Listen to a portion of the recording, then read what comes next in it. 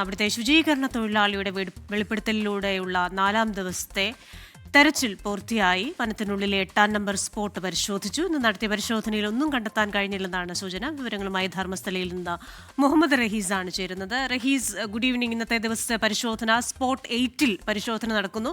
ഒപ്പം തന്നെ രാവിലെ നമ്മൾ കേട്ടതുപോലെ മുൻ പഞ്ചായത്ത് പ്രസിഡന്റൊക്കെ ചില വാദമുഖങ്ങൾ ഉന്നയിച്ചെത്തിയിരുന്നല്ലോ. ഒരു നായ ചത്താൽ പോലും അതിനെ കുഴിച്ചിടുന്നത് അറിയുന്ന ഒരു പഞ്ചായത്താണ്. അതുകൊണ്ട് തന്നെ ഇവിടെ തിരിച്ചറിയാത്ത മൃതദേഹങ്ങൾ നിരവധി അവിടെ അടക്കം ചെയ്തിട്ടുണ്ട്. അതാണ് എന്ന ഉറച്ച വിശദീകരണങ്ങളുമായി ഒരു സ്ഥലത്ത് നിന്ന് അവർ എത്തുന്നുമുണ്ടല്ലോ. ഇന്നത്തെ ഒരു തെരച്ചിലിന്റെ വിവരങ്ങൾ കൂടി.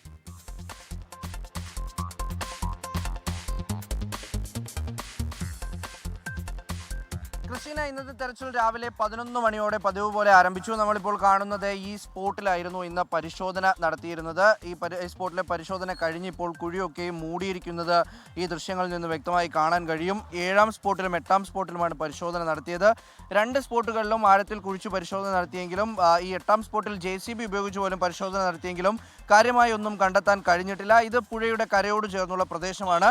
നേരത്തെ തന്നെ ഇവിടെ നിന്നും ഒന്നും കണ്ടെത്താൻ കഴിയില്ല എന്നുള്ളൊരു നിഗമനം ആദ്യം തന്നെ ഉണ്ടായിരുന്നു. കാരണം പ്രളയമുണ്ടായ സ്ഥലമാണ്, ഭൂപ്രകൃതിയിൽ വലിയ മാറ്റം വന്നിട്ടുണ്ട്, ധാരാളം മണ്ണ് ഒലിച്ചു പോയിട്ടുണ്ട്. അങ്ങനെ വലിയ തരത്തിൽ ഭൂമിയുടെ പ്രകൃതി മാറിയിട്ടുള്ള അത്തരത്തിലുള്ള ഒരു സ്ഥലമാണ്. അതുകൊണ്ട് തന്നെ ഒന്നും കണ്ടെത്താൻ കഴിഞ്ഞിട്ടില്ല. ഇപ്പോൾ ഈ തൊഴിലാളികൾ അവസാനവട്ട ജോലി നടത്തിക്കൊണ്ടിരിക്കുകയാണ്. അവർ ഇപ്പോൾ ഉടൻ തന്നെ ഇവിടെ നിന്ന് മടങ്ങും. ഇനി പരിശോധിക്കാനുള്ളത് 9 മുതൽ 13 വരെയുള്ള സ്പോട്ടുകളാണ്. അതിൽ 9, 10, 11, 12 സ്പോട്ടുകൾ. അതിൽ 9ഉം 10ഉം അല്പം ഉള്ളിലേക്കാണ്, കാടിനുള്ളിലേക്കാണ്. ചില സ്പോട്ടുകൾ റോഡിനോട് ചേർന്നിട്ടുള്ള സ്പോട്ടുകളാണ്. അപ്പോൾ അവിടെയൊക്കെയും പരിശോധന എത്തുമ്പോൾ ഈ ഒരു പുഴയിലേക്ക് മണ്ണൊലിച്ചു പോയി എന്തെങ്കിലും നഷ്ടപ്പെട്ടു പോകുന്ന ഒരു സാഹചര്യമില്ല, അല്ലെങ്കിൽ അസ്ഥികൾ എത്താൻ കഴിയാത്തൊരു സാഹചര്യമില്ല എന്നാണ് ഈ ശുചീകരണ തൊഴിലാളിയും അദ്ദേഹത്തിനോട് ചേർന്ന് നിൽക്കുന്ന ചിലരുമൊക്കെ പറയുന്നത്. അപ്പോൾ അതുകൊണ്ട് തന്നെ ഇനി പരിശോധന നടത്തുന്ന സ്ഥലങ്ങളിൽ എന്തെങ്കിലും കണ്ടെത്താൻ കഴിയും എന്ന ഒരു പ്രതീക്ഷ അദ്ദേഹത്തിനൊപ്പം നിൽക്കുന്നവർക്കുണ്ട്. മാത്രമല്ല, ഒരു പ്രധാനപ്പെട്ട വിധി അല്പസമയം മുൻപ് കോടതിയിൽ നിന്ന് വരികയുണ്ടായി, കർണാടക ഹൈക്കോടതിയിൽ നിന്ന് വരികയുണ്ടായി. നേരത്തെ ഈ ധർമ്മസ്ഥല ക്ഷേത്രം ട്രസ്റ്റ് അംഗങ്ങളും അവരുടെ ചില അടുപ്പക്കാരുമൊക്കെ ചേർന്നൊരു കോടതി വിധി സമ്പാദിച്ചെടുത്തിരുന്നു.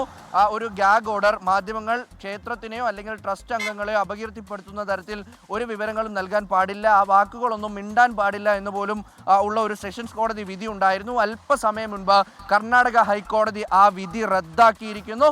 ഇനി തുറന്ന് ആ പേരുകൾ പറയാനും ആ വ്യക്തികളെ പറ്റി ആരെങ്കിലും സംസാരിച്ചാൽ അത് സംപ്രേഷണം ചെയ്യാനും ഒക്കെ കഴിയും. അപ്പോൾ ആ തരത്തിൽ കോടതി കൂടി ഈ വിഷയത്തിൽ ഇടപെട്ടിരിക്കുകയാണ്. വീണ്ടും സെഷൻസ് കോടതിയോട് ഈ കാര്യം പരിഗണിക്കണം, മാധ്യമ സ്വാതന്ത്ര്യത്തിനെതിരെ നിൽക്കരുത്, അഭിപ്രായ സ്വാതന്ത്ര്യത്തിനെതിരെ നിൽക്കരുത് എന്നതടക്കമുള്ള നിർദ്ദേശങ്ങൾ കർണാടക ഹൈക്കോടതിയിൽ നിന്നും നൽകിയിട്ടുണ്ട്. എന്തായാലും നാളെയും പരിശോധന തുടരും. നാളെയും സമാന രീതിയിൽ 2 സ്പോട്ടുകളായിരിക്കും പരിശോധിക്കുക എന്നാണ് ലഭിക്കുന്ന വിവരം. ക്രിസ്റ്റീന, ശരി, നാളെയും അവിടെ പരിശോധന തുടരും. വിവരങ്ങൾ നൽകുകയായിരുന്നു മുഹമ്മദ് റഹീസ്. ലോകത്തെവിടെയായാലും ഏത് സമയത്തും 24 വാർത്തകളും ഓഗ്മെന്റഡ് റിയാലിറ്റി പാക്കേജുകളും എക്സ്പ്ലെയിനറുകളും വിശദമായി കാണാൻ ഞങ്ങളുടെ യൂട്യൂബ് ചാനൽ നിങ്ങൾക്ക് സബ്സ്ക്രൈബ് ചെയ്യാം.